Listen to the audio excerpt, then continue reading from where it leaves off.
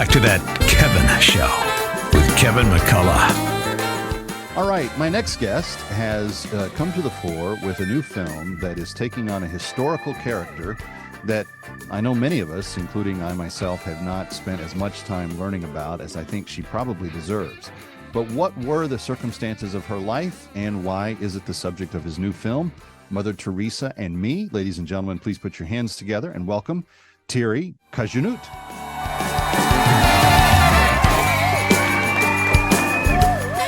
Hello, Thierry. Hey, very nice to have me, Kevin, on your show. Absolutely. Very glad to be with your guests. Absolutely. We are glad to have you. I got notice of your film a few weeks ago, and I was kind of immediately taken by the concept of the story. And for people that are unfamiliar with your work, you do have another award-winning movie called Henry Fool, which won Best Screenplay Award at the Cannes Film Festival in 1998. So you've been around the movie business a bit. What was it about this story that you felt compelled to create this story about Mother Teresa and another woman?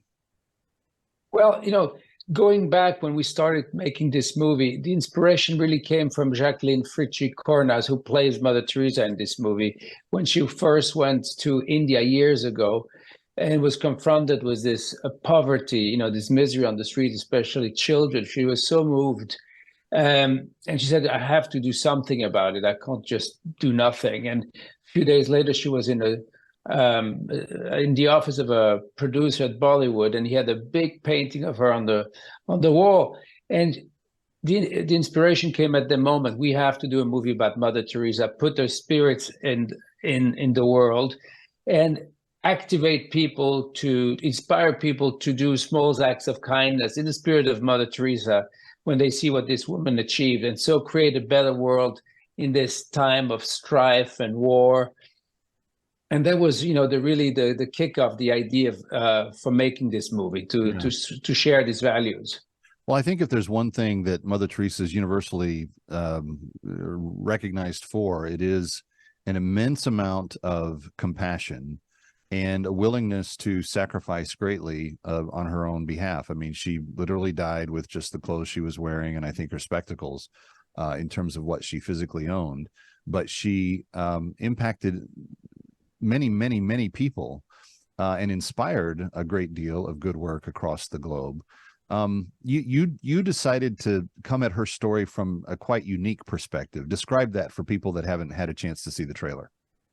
Yeah, we thought, that we want to make this movie also for the young people today. And if you're young, if you're younger than 30, you don't recall Mother Teresa. Like she was all over the place. We were watching her. We were in awe of, she was kind of a superhero. And very mediatic also with Pope John Paul II. And, it was Princess Diana, etc. And the world was in awe what she was achieving. And we thought, in order to get the young people to Mother Teresa and learn about her, why not use a young woman, a contemporary woman, as their guide and discover Mother Teresa through her eyes, because they'll have an easy time, identifying with this young woman. And so it's a device, storytelling device. And this young woman, that's the me in Mother Teresa and Me. She's a young Indian woman who lives in London, of Indian descent, and she finds herself pregnant. And her boyfriend abandons her, and she's desperate just at the moment when the parents want to marry her with a nice Brahmin boy. And she considers an abortion, and she flees to Calcutta, to where she's originally from, to find herself and also meet her old nanny, who's kind of a grandmother to her. And through the nanny, who was herself adopted by Mother Teresa and who still works with the Missionaries of Charity, she discovers Mother Teresa. And she discovers that Mother Teresa felt abandoned by Jesus. She had a very intimate relationship with Jesus. He was talking to her. He told her, go in the streets, work with the poorest of the poor. And suddenly when she hit the street, boom, he ghosts her. He doesn't answer anymore. And she says, her prayers came back like knives in her heart. It's very tough language, and she's suffering. And And Kavita, who's experiencing a similar situation, feels an immediate kinship to Mother Teresa. And she starts working with the Missionaries of Charity at the Home of the Dying, taking care of a dying lady. She goes to the orphanage, finds out, becomes a compassionate person, finds out new values, and by helping others, she helps herself. And so we learn with this flashback structure. We always go back first to the 40s, to the 50s, how Mother Teresa would learn, was a nun. She was first a nun with the Sisters of Loreto. She was a teacher. When she suddenly received that call within the call, she called it this inspiration to go to work on the streets with the poorest of the poor. One has to remember that after World War II, India became independent, and they partitioned India into India and Bangladesh. And an enormous mass migration started of population, and with an ensuing terrible misery that hit also Calcutta, which was a thriving city before that.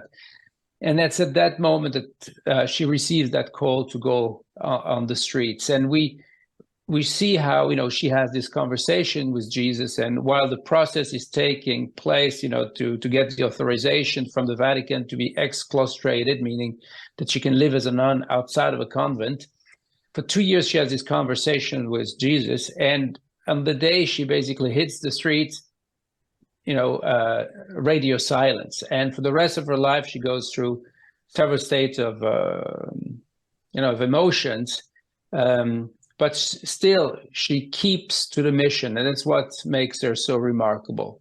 Even though we didn't find out about those feelings that she had until after her death, and there were a couple of letters that helped us understand where she was at. But in those years where she felt like Jesus was being silent, did she lose faith completely? Well, nobody can say that, and me specifically, we don't have a way to know what she was feeling. I don't think she lost her faith, because when you read the letters, she's longing. She's constantly longing for God. She speaks of her work. She says, not my work, it's Jesus's work. And it's remarkable. That's what makes her really heroic, because as I was saying earlier, when I grew up, she was like superhero Mother Teresa. Right, you couldn't really relate. You couldn't relate to her. You could just be in awe.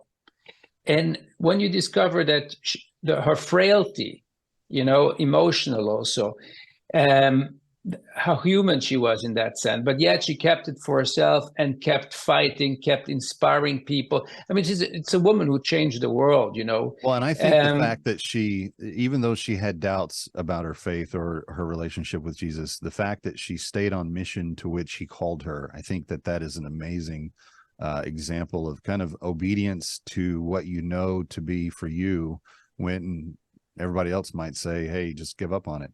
We're speaking with Thierry Cagianut, who is the producer for the new film, Mother Teresa and Me. We're going to come right back after this short break. Stay here. Ready or not, we'll be right back.